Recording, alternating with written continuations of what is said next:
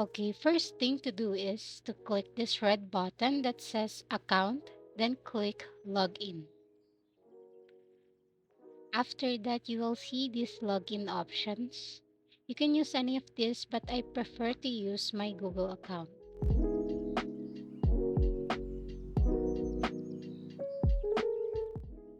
Make sure that the email displayed here is the email you use to log in. And also make sure that this button is yellow because that means you are finally logged in. Then after that, just drag and drop your PSD file from your computer to Photopea.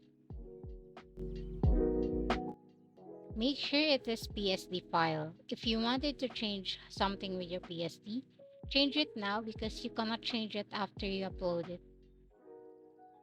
Now, click this file on the upper left corner, then open more, then PSD templates.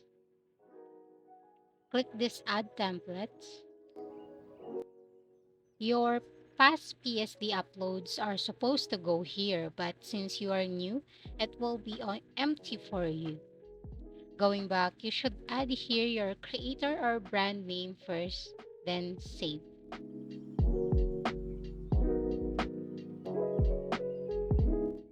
Above it, click the upload current document as a template. If it says no document opened, just exit templates and do it again. Just click this X thing here, then go to File, Open More, then PSD Templates. Click the Upload button again. If you see this pop up, then you are good to go. Click OK, then wait for a few seconds. You will see this after.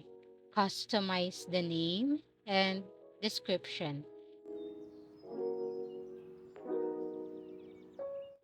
Change the category based on what's on your PSD file.